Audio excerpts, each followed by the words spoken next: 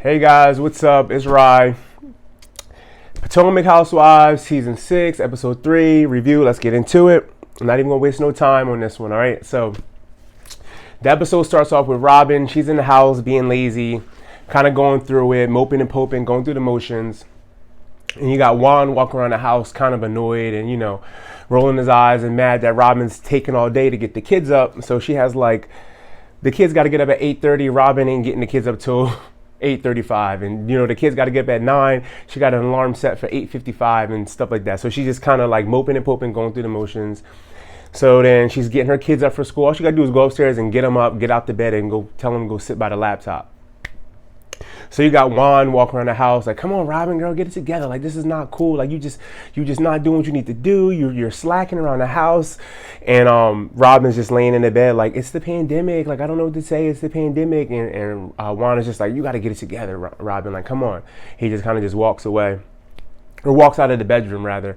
But I was watching Erica De Niro's video, and she made some good points too. It's two of y'all in the house, Robyn and Juan. If Robyn's sleeping, go, you know what I'm saying, or take turns. You go get the kids up. Or are you making breakfast while Robyn is still sleeping? I don't understand why you getting on Robyn for being in the bed. Yes, you are a mother. You got to step it up a little bit. You have kids that are still in school.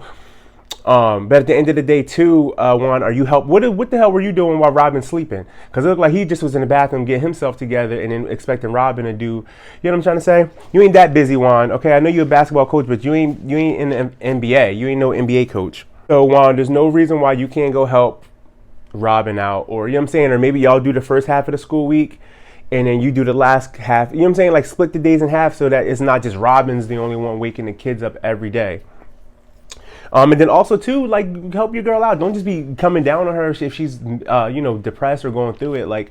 Because I'm pretty sure if she's slacking with, getting the kids up for school, she's slacking in, you know what I'm saying, the other departments as far as sex and cooking dinner and everything else like that. So, are you talking to her or are you just beating down on her, Juan? Anyways, so, we got Karen. They flashed to Karen really quick. She's doing a Zoom call. She's launching more wigs and stuff like that. So you got her and Ray just doing Skype with a few people, and they're just talking about her new wig line she has coming out. Anyways, Ashley and Gizelle, they meet up at this cafe. One thing I like about Gizelle, she loves her sweets though. I can give her that. I don't even know if there's anything to kind of compliment somebody on, but I am a sweet tooth monster, Cookie Monster, cupcakes, pies, cookies, all that stuff. I don't really like candy, but I will eat a chocolate bar or candy as far as Starburst, Skittles. I don't really mess with that type of stuff. But if I got the munchies or I need a snack, I'm going for a chocolate bar. Give me a piece of cookie, give me a cake, a pie, anything. Tasty cake, Reese peanut butter cup. Anyway, so Ashley and Gizelle, they meet up at some cafe and they're just talking. So they're just breaking down. What the hell were they even talking about? Oh, she's just asking Ashley again about Michael, how's he's doing, blah, blah, blah. And then she also tells, Ashley was just catching, I have notes here. Ashley was just catching Gizelle up on Karen's love lunch because, Gizelle and Robyn didn't want to go. So then she tells Gizelle that Mia called her just a pretty face. So again, I don't know why y'all running back and forth saying that, but Ashley tells Gizelle, oh yeah, Gizelle, Mia just said that you're a pretty face because again, you remember you had Wendy kind of coming down on Mia, basically just still getting on her why'd you exchange numbers? Why did you want Karen's number if you're supposed to be loyal to Karen? Why you want, and you see Karen and Gizelle going back and forth, why would you still ask for her number? So then you remember when Mia kind of defended and was well, yeah, I do kind of, after that, I'm just after that comment about Ray, this is Mia talking. She's I'm just wondering, are you just a pretty face? So that's what Ashley is catching Gizelle up on. So Giselle's well, Mia, you flip-flopping because you're texting me. You all in the group chat with me and Robyn. You all in our face and you're trying to be buddy-buddy, but then you're telling the other girls that, I have no substance. I'm just a pretty face. What Gizelle pretty much is, what is Gizelle doing? She has no businesses. She's not really doing anything. Anytime you see does she cook? Does she what other businesses is Gizelle doing? She doesn't do anything outside of the show. And even when you does she even when you see her eating with her daughters, it's always takeout. They're always eating some type of takeout or you know what I'm saying, some containers that they ordered out and stuff like that. Do you cook? What do you do? You don't do anything. You are just a pretty face, Gizelle, sometimes. And then so Giselle's saying, okay, well, I want to address Mia then. I want to address her and get to the bottom of it because you're not gonna be smiling in my face, but then you're telling the girls that I'm two-faced and stuff like that. So Gizelle's like, I want to do a, oh, I'm covering the mic. Look, I got a mic. I told y'all we legit now. We got equipment, we got microphones. No, but, so Gizelle tells Ashley, she's like, I want to have a pamper party for you. You know, you deserve it. You know, us come together for you in your pregnancy. You're a little ray of sunshine, whatever. So Gizelle's like, but I don't want Karen to come. And then Ashley's like, well, Karen's really been there for me. You know, it's a show. So it's like, I don't want her to come. But then Ashley's like, but I want her to come. So Gizelle's like, all right, she can come. She can come. She can come then. Fine, whatever. And then she's like, I like Mia too, so Mia can come. That's good. So then we flash to Robyn. Robyn's in like a little warehouse. Her mom owns some type of warehouse, so she's using her mom's space to, you know, get her orders out for those tacky ass hats that she's wearing. And we meet Askale, the new girl, one of the friends of the show. And they're just in there packaging orders and everything like that, getting stuff together. Wendy comes to help them. And what were they talking about? Okay, so now it's Wendy's turn to catch Robyn up on all the stuff that was going on at the party. Robyn's just kind of giving her 2 cents. Let me read my notes because it wasn't even really. And then they talk Mia. So then they keep going in on Mia and everything. Robyn tells the new girl, Askale, that Karen is a drunk. Like, why are you guys bringing up Karen's name? Like, I'm confused. Like, why are you guys bringing up Karen's name? Why would you even, why is that even anything to mention Robyn to the new girl? So I forget what they were talking about, but I know they were putting together hats. They were Mia, of course, Wendy was going in on Mia again. Robyn just kind of basically saying like she didn't want to go to the love lunch because, you know, Juan didn't want to go and she disrespected Juan, which is rightfully so. Like, I feel like every year they kind of always start off with a clean slate, and Karen just kind of just rubbed everybody wrong at that dinner party. Like I said, like just the whole coming for Robyn, that wasn't necessary. Because I also do feel like Robyn does kind of come in every season with a clean slate. Like, you know what I'm saying? Like, they didn't have any issues. So why'd you come down on her like that, Karen? So she was like, we didn't go to that. So then where we go to next? We get to Mia and her husband. They're sitting down talking, and they're just talking. I have 2 notes on Mia, but she's just basically saying that they're talking about the love lunch. She's like, how'd you like it? She's talking to her husband. Her husband's like, I really enjoyed it. You know, it was nice meeting everybody. And he was saying he had fun playing the game and everything, but he asked Mia's husband asked her, what were you guys talking about? And what were you and the ladies talking about? He's like, I heard a couple, you know, few words here and there, but we didn't really know what you were talking about. We were talking about guy stuff in the kitchen. So she's like basically just saying how Wendy was, again, coming on her, you know, just coming on too strong, and getting on her about befriending Gizelle and Robyn. Also, too, she was like, Wendy's husband is very insecure, she said, Wendy's very insecure and her husband is afraid of her. So she was like, Wendy, your husband's afraid of you. He can't even look me in the eye when he met me. Like, girl, please calm down. Like, whatever you have going on, don't start, you know, putting it on me. Whatever issues you have going on at home or whatever personal insecurities and everything you have, don't push it off on me. Don't do that. They were kind of flip-flopping back and forth. Like, it wasn't just like Mia, Candiace, Gizelle, like, you know, when they kind of jump around, get everyone's story, it was like they showed a little bit of Mia, then they went to the next person, and they came back to Mia. So I'm looking at my notes like, why the hell did I write Mia's name down twice? So I'm gonna just summarize it all. So then we get to another scene where Mia is basically giving more insight on her relationship with her ex-husband. I think it was her ex-husband, or it could have just been her first child's father. I don't know if she was married twice or not. But she just basically was explaining to us how her husband G and her first baby father, they get along, they have a great relationship. And, you know, they both kind of, like, basically her son has 2 dads now. Like, they both get along. She loves it. You know, they never really had any issues getting along with each other. She also starts to explain about her upbringing. She was in foster care for 6 years, I think she said. And she said there would be holidays where she would wait for her mom to come home, or for her mom to come visit her, you know, for certain holidays, wherever she was living at. She never saw her mom. She said she would write her mom for years and years. Her mom never responded back to her. She said, or even if her mom did respond back, the letters never got to her. So I really felt for Mia on that part, because I can relate. You know, I have parents too that kind of that were addicted to drugs and stuff like that. So I was adopted as well, but I still was I stayed in the same family. So I had like other family members kind of step up to the plate and help raise me and everything. So I kind of can relate, you know, just having that resentment towards your parents, and just, you know, just always just wondering why they were never there for you, you know, et cetera, all that stuff. So I kind of can relate to me on that part.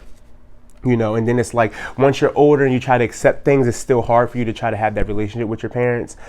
And I always, like, I'm kind of over explaining, but I always had this like resentment towards my birth mother and everything. And recently she just passed away. And I want to say I haven't seen her in over like, I want to say like I'm 26. I probably didn't see my birth mom since I was maybe like 8 or 10. Like I just kind of just, you know, she would communicate with my other brothers and sisters, but they would always be like, "Mommy's on the phone. She wants to talk to you." And I would just brush her off. Like, I don't want to talk to her. I don't want to talk to her. I don't want to talk to her. And then she just recently passed away last year. So I kind of felt bad. I had a little bit of guilt. Like maybe I should have just forgiven her and, you know, at least try. Cause she was making an effort, you know, just at least making, you know, wanting to talk to me on the phone and everything. I just had so much, like, I kind of just suppressed it a little bit too. Like, and I didn't realize how much like it affected me as I got older until she passed away. And I like cried so much about it. But anyways, that was Mia's story. So we go to Candiace. Again, they were jumping back and forth a lot. So we have Candiace going downstairs. She's talking to Chris. Chris is organizing the bar. And they're just, she's FaceTimes her mom. So her mom is like, "Y'all drinking in the middle of the day? What is going on?" So you know Chris doesn't want to get on Dottie's bad side even more. She already doesn't like him. So she's like, "You guys are drinking already in the middle of the day? Like, what is going on?" So then she tells her mom, like, "Mind your business." And Chris is like, "Look, I'm grown. This is my house. I'm off today." So he goes, makes dinner for the kids, because when Candiace came down there into the basement by the bar, she initially told him like, "Hey, the kids are hungry." And it's like, "Girl, you don't know how to flip a grilled cheese. You don't know how to fry an egg. You can't, like, you know what I'm saying, put some chicken in the oven and set a timer." She's like, "The kids are hungry." Like that would get annoying too. Like you not cooking at all, that would get annoying. Like I cook in my relationship. We both cook. So then you got Candiace just basically telling Chris the kids are hungry. She FaceTimes her mom and just let her mom in on like what she's been doing. She's acting, singing, all the other stuff. And she tells her mom that Chris is going to be her manager. And she's like, Candiace's mom is like, "That is not a good idea, Candiace. Like you don't mix like your relationship with your business side. Like, in what type of manager skills does Chris have? Like you're going down the wrong road. Like he's going to be managing your money now and et cetera, et cetera. Like it's not going to end good." Which I can say, like, I don't know. I feel like Candiace, you should go out and get another manager. Like you can afford it. You're on the Real Housewives of Atlanta. I mean, of Potomac. People kind of know who you are. So you'll have some people who would at least want to, you know, manage you and represent you. So yeah, girl, go get a better manager. Like, and then again, it's just taken away from Chris being able to branch out and do his own thing. He was already doing the restaurant and stuff, and that didn't work out. So now he's kind of unemployed, and now he's like managing you. And then if that goes south, then what? What is Chris really going to have? I don't know. Maybe they have some things going on in the contract. But she FaceTimed her mom, and basically her mom is telling her that it's not a good idea to have Chris manage you. And she's like, "Mind your business, mom."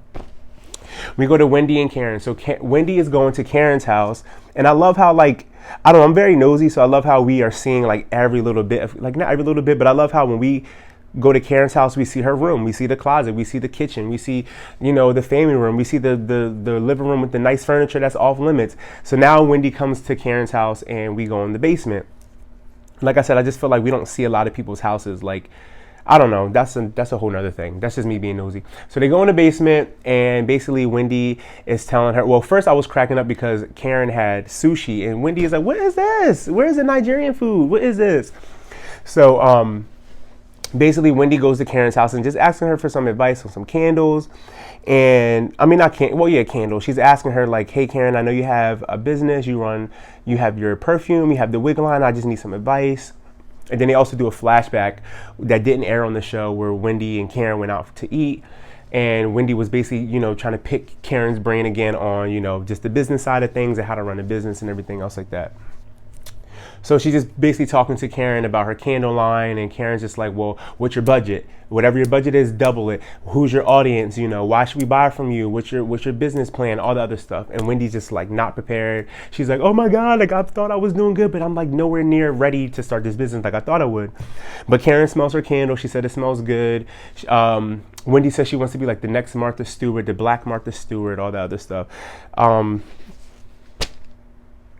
And I don't know, like Wendy, you're really about to leave all this to do like candles and everything. Like, I don't know. I also feel like Wendy should start marketing herself, like even if like going on her page and just like taking pictures with the candles or showing herself lighting the like build anticipation and stuff like that now that the show is on. But she's just basically picking Karen's brain about, you know, starting a candle and everything like that. So then we flash back to Mia really quick. I told you it was two things with Mia. So then, she's basically just saying that she's going to start having a relationship with her mom. It was funny too because Mia's oldest son is in the kitchen eating a damn donut and salad. He got the donut and the salad in the same bowl. And she's like, are you really eating a donut and a salad at the same time? And he's just laughing. And so then that's when she pulls her husband to the room and they talk about, you know, her relationship with her mom, foster care, et cetera, et cetera. So they were kind of jumping back and forth. So that's why I have notes all over the place. So then now we go to Karen and Candiace. So Candiace is inviting Karen over. Remember last episode at Karen's love lunch, she was like, Karen, I would love for you to come over. So Karen's all hyped, like, yes, oh my God, I will come over. Yes, yes, yes. So we get Karen going over Candiace's house, and Karen is impressed with the house. She thinks it's beautiful. So they're just basically sitting down having tea and, like, you know, a little cheese spread and fruits and everything. So they're having tea, and Candiace just basically tells Karen, like, I don't trust you. Like, after what you did last year, I don't trust you. And, you know, you showed me another side of you. And I thought we were friends. We had a relationship that, like, exceeded this show, this circle, basically is what she was saying. Like, and she was like, you kind of did a lot to me that I just feel like you broke my trust. I really looked up to you. I loved you. I appreciated you as a mother, as a, like, you know, like an auntie figure, a sister, and you hurt me. And of course, Karen's like, well, I was in the middle. I don't know what you expect me to do. And Karen also says she doesn't regret doing anything. Karen was like, I don't regret the position that I took last year. Like, I don't. And you just see Candiace's face just go like, and at first watching the scene of Candiace and Karen sitting down having tea, it looked like they were kind of progressing, but it looked like whatever Karen was saying was just turning Candiace off. And it was just kind of like, it was turning Candiace off, and Candiace just didn't want to hear it. But they were still kind of talking, and they end things on, like, I don't even want to say they pieced it up, but they just have a more of an understanding. And I think Karen is just going to tread lightly with Candiace, because right now the ball's in Candiace's court right now. Monique's not on the show anymore, so Karen doesn't have to worry about kissing up to Monique or figuring out her relationship with Monique. Now it's just Candiace. So I think she's going to try her best to tread lightly with Candiace, but again, like I said, Candiace is just not feeling her anymore. And they were there for a while because it was like Karen got there when the sun was out, and then by the time Karen was leaving Candiace's house, it was dark time out. And even like how Candiace, like, you know, walked Karen to the door, it was like, it wasn't even like, okay, bye, see you later. Like, she literally handed Karen her coat, and then she handed it to her like this, like, here's your coat. And Karen's just like, all right. And she takes her coat. She walks her to the door, like, thank you, Candiace, for having me. And Candiace is like, of course, like, no problem. And just kind of just like moves out of the way so Karen can leave out the door, and shuts the door. And I'm like, damn, Candiace, girl, like, you're going to have to get over it sooner or later. But I mean, I can kind of understand, because I remember Karen did something where she called HR, like Bravo HR, on Candiace and everything. So I think Candiace just was really just not feeling Karen after a while. Like, you really tried to, like, not only were you siding with Monique, but you almost messed up my bag too by trying to get me off the show and saying that you felt threatened by me and everything else. Karen did do a lot, and Karen was a little dramatic with that. So then that was that. So I don't really think Candiace and Karen are ever going to, like, really, you know. So we get to the Pamper Party. Everyone's getting there. You got Gizelle setting up. Ashley gets there. Candiace. They all start rolling in. Wendy. And then I think somebody was asking about something, and then that's when Wendy kind of basically explains, like, I think some event. So I think they're trying to catch Gizelle up too, again, on, like, the love lunch and everything else. So then you got Wendy like, I'm open to getting no Mia, but she just needs to stop being a flip-flopper, stop being two-faced, stop, you know, running back and forth. And then Gizelle kind of says the same thing too. Well, I want to know what she says about me just being a pretty face. Like, I want to know, like, you know, where that comment came from. So then eventually all the girls get there. The new girl, Askale, comes in. She gives Ashley, like, a little bottle of champagne. And then Mia comes in. She's saying hi to literally everyone. She even says, hey, Wendy. And, you know, she says hi to everyone. She even goes and sits down next to Wendy. So then they start playing this little game, guess the pregnancy belly. So they all have pictures of, like, zoomed in bellies, which is kind of cute. And they all had to guess, like, whose stomach it was. The only one who caught the only stomach that caught everybody off guard was Candiace, because Candiace has never been pregnant. So they all like, who the hell's stomach is that? Like, as they're flipping through the pictures, and got to guess whose belly it is. And they're like, who the hell's stomach is that? And it was Candiace with no damn baby in her belly. So then they all kind of start, you know, breaking off to do their own thing in the spa. And Karen asks Mia, like, Mia, what did you think about the love lunch? Like, how did you like it and everything? And Mia was like, it was good, but you know, actually I just wanted to have a talk with Wendy, like, and I'll, you know, like, Mia doesn't care, like, and I like that about Mia. Like, she gets in, gets her hands dirty. She knows the assignment. She's like, I want to actually talk to Wendy.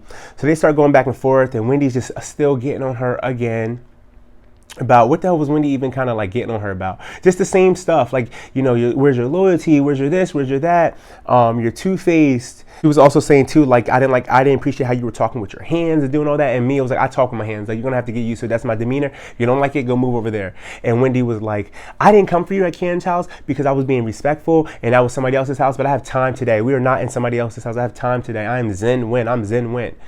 And it's like, Zen Wen, girl, shut up. And then Gizelle was like, Zen Wen, this is not very Zen-like. This is not acting like, you know what I'm saying, somebody who's trying to keep the peace and, you know, very level-headed. So then they're just still kind of going back and forth, and Mia's not backing down. Wendy just looks dumb. Wendy's like, you are dismissed, Mia. You are dismissed. You are dismissed.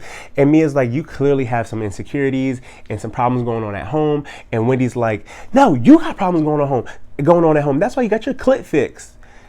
And then Candiace is like, what is like, aren't you the same person, Wendy, that just had a dinner for your boobs and your ass? Like, so if you want to talk about people going under the table or going under the knife to fix their insecurities or fix their issues they have going on at home, look at the mirror. Why'd you go get your boobs done? Like, don't equate someone getting like surgeries to, you know, them having issues at home. But I think Mia is clocking Wendy for having issues at home because, again, she said Eddie could barely even look at her in the eye. You can tell Eddie is was very standoffish when it came to, like, you know, interacting with Mia. And she just said just how Wendy just keeps coming at her. Like, clearly you have some issues going on with yourself or some issues going on at home that have nothing to do with me, Wendy. So you need to lay off of me. Chill out.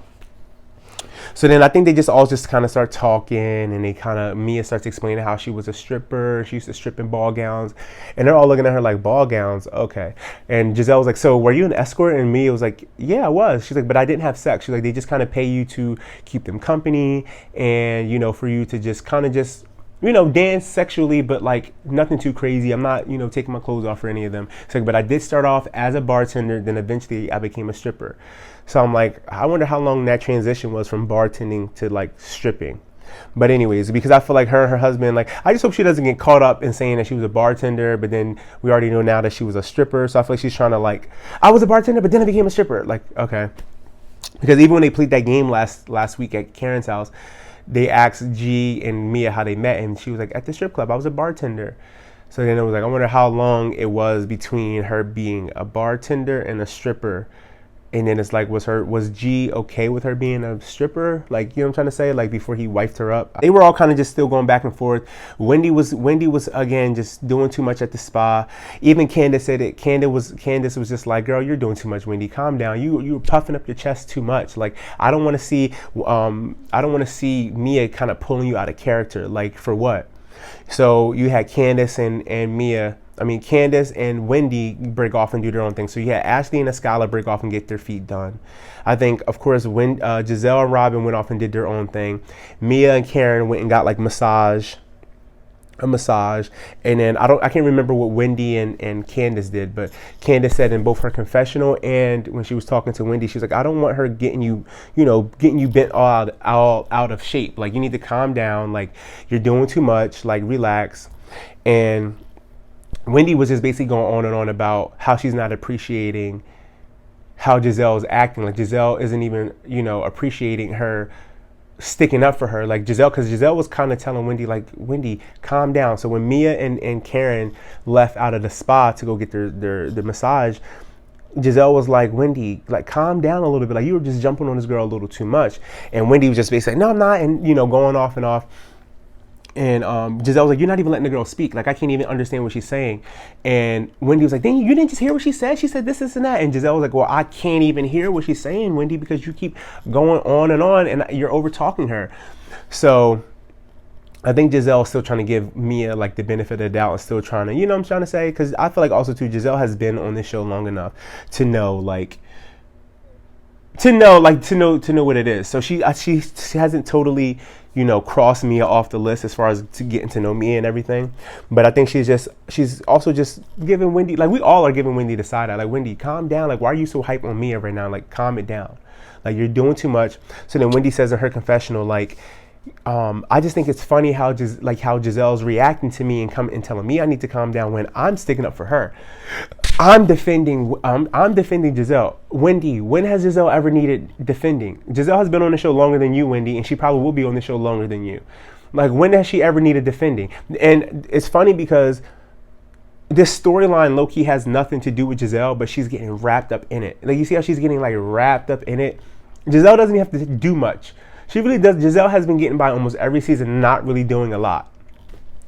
So, but she has gotten by every season, not having to do a lot. But it's like, it's still like a major part of like the storyline in the show. So it's like, Wendy, you are wrapping Gizelle up in this beef that you have with Mia, when it has nothing to do with you. Like, it has nothing to do with you. And you're talking about loyalty and this and that. Shout out to Erica De Niro as well too, because I just watched her review and she was basically saying like, Wendy, you're talking about loyalty, but you're going to Karen's house for business advice and everything else like that. You know that Candiace is mad at Karen, but you're still running. That didn't stop you from going to Karen's house. That didn't stop you from running around with, running to Karen and still, going to lunch and dinner and stuff like that with Karen. That didn't stop you. So it's like, you want to talk about loyalty, but weren't you brought on the show by Candiace? Weren't you Candiace's friend? But you made sure you became, what's the word? Cool with everybody in the circle. So why can't Mia do the same thing? Fall back, Wendy. Fall back, girl. You're doing too much. You're doing too much. Like, she's like, you're supposed to be Karen's friend, but you see that Karen and Gizelle are beefing, but you're still going to run up under Gizelle. Like, you're two-faced. You're a flip-flopper. And it's like, okay, so then what are you doing, Wendy? Like, you see Candiace and Karen are beefing, but you still run up under Karen. That didn't stop you from going to Karen's house for business advice and everything else like that. That didn't stop you from going to Karen's little love lunch and everything. Like, so what do you, like, bye. And flashback to when Robyn, Askale, and Wendy were all in Robyn's little warehouse helping her, package the orders for her hats. Robyn told Askale, like, yeah, Karen drinks a lot. What was that for? What was that for, Robyn? Like, what was the point of that? So we get to the spa. I'm kind of jumping around now because as stuff comes back to my memory, we get to the spa and Askale tells Karen, oh, Robyn said that you were a drunk or you have a drinking problem when Gizelle and Robyn got up to go get their spa treatment, whatever they were getting done. And Karen was like, I party and I drink a lot, and I might call the girls up and, be on the phone with them. But, I have parties all the time at my house. And Ashley was like, parties? We ain't never at any of these parties, Karen. Like, it's a party of one. And yeah, you might have called us a few times here and there drunk and butt dialing us because you're drunk or whatever. But when have you ever partied with us? And you can see the girls were kind of like, we are not that close of friends, Karen. Don't be sitting here acting like we party and everything else like that with you all the time. Because if they were your girls and you're partying with them, why would you have to call them? They should already be there, right? Oh, okay, Karen. But anyways, I don't know why they said that. I don't know why Robyn decided to disclose, oh, Karen's a drunk and she has a drinking problem. Why would you say that? For what, Robyn? What was the point of that? So Askale kind of drops that little bug, but it didn't really like cause too much of a commotion. And then we got next episode. Looks like it's going to be good. Askale's going to be in the next episode. I can't remember if I'm forgetting anything. I'm kind of just jumping around. Like, the way they kind of edit it is like they give you like little bits and pieces, and it's like, in my brain, it's kind of hard for me to like, go in chronological order because it's like they hop all around. Also, too, in the trailer, which I think they're gonna like maybe save it for another episode, maybe do a flashback. But when you watch the season 6 trailer and the same scene where Ashley and Gizelle are sitting down in the cafe, and Gizelle tells Ashley, "Are we gonna talk about the Eddie rumors?" And Ashley was like, what Eddie rumors? So she's like, Eddie's cheating on Wendy. Like, are we going to talk about that? And Ashley just was like, in the trailer. So I'm watching the show and I'm like, weren't they supposed to talk about that in this scene? Like, I'm like, are they trying to skip that out? Because I know Wendy was going ham with like, sending like, what do you want to call it? Cease and desist and just different things like that to different bloggers and, getting page, like Instagram pages taken down, getting posts taken down, tweets, anything that kind of linked Wendy's husband to cheating and everything like that. The rumors that were going around a couple months ago before the show started, Wendy was like on her game trying to get it taken down and trying to put a stop to it, keep it hush hush. But a lot of bloggers and a lot of YouTubers that get, insider tea and have a lot of, inside sources were already kind of given, was already kind of helping the word spread that Wendy's husband supposedly was cheating on her with somebody. and might have a side, like a, you know, a baby on the side, allegedly, all the other stuff. All of this is alleged, but I know Wendy was going ham, like trying to make sure that that stayed hush hush. So I'm like, why didn't they show Gizelle asking Ashley if she's heard anything about Wendy's husband cheating on her or whatever? So I guess maybe they might show it. Like, I feel like they're trying to follow this Wendy, Gizelle, and Mia storyline for a little bit, and then we might get the flashback once, you know, some more stuff, because Gizelle and Wendy aren't following each other on Instagram anymore. Gizelle and Wendy have beef with each other, and I know in like the first couple interviews that they were doing for this upcoming season, the season 6, they were both kind of throwing shade at each other. Gizelle says she unfollowed Wendy because Wendy's boring. She doesn't want to see her on her timeline. And Wendy said that she still follows Gizelle because she's too busy. She has a lot going on. She doesn't even have time to type Gizelle's name into her phone to unfollow her. So it's like, all right, whatever. So I feel like eventually that is going to come out. And I think Mia, because I think Mia and Gizelle are still going to be cool with each other. And I think Gizelle's going to start to get, I mean, Wendy's probably going to get so mad at Gizelle for not, you know, icing Mia out and taking her side, that I think is going to bubble over and more drama is going to like occur. So yeah, they didn't show the Wendy and Eddie cheating rumors from Gizelle, but this episode was good again. Like I said, I love that Mia is not backing down from Wendy. Wendy, you need to fall back, chill out. And it's like, and then again, you're like tweeting about Mia being a stripper and this and that. Why do you care, Wendy? Like, it's not your business. Why do you care? Like, why do you care? You're a liar. You're a flip-flopper. You're two-faced. Why do you care? And I was going to come for you, but you're lucky we were at Karen's house. Like, why are you making it your mission, Wendy, to like constantly keep barking down Mia's back? Like, I get what you're saying too. Like, because when you watch the episode again, like episode 1, it was like Wendy kept saying, but once you already knew this, you still kept asking for their number. You still kept asking for their number. And she was like, yeah, but I didn't know that she wished death on Ray and this and that. She's like, but you still saw how Gizelle and Karen were fighting back and forth with Mia. So why would you still want to get her number when you came there with Karen? And I'm like, okay, I understand that a little bit, Wendy, but you don't need to make it your mission to keep getting on Mia for, again, just trying to get to know the other girls at the end of the day. So that was episode 3, season 6 of Potomac. Let me know what you guys think about the episode. I'm trying to keep this quick. I know my last review was like 40 minutes long, so I'm trying to keep it quick and get straight to the point. But I would love to hear what you guys think about this episode. Let's get the conversation started in the comments. Like, comment, subscribe. And I will see you guys in the next video.